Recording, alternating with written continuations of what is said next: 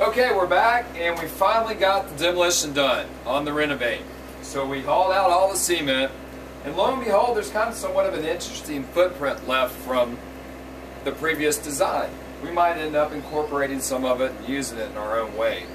But what we have now is back to bare ground, the typical starting point of the projects that we like to be involved with, where we can get going right into the earth, start hand shaping it and contouring it, starting with the creative and interesting aspects. So that's what we're going to be doing next. We're going to be cutting in a stream. We're also going to be digging out a basin to accommodate the pump and the pump vault.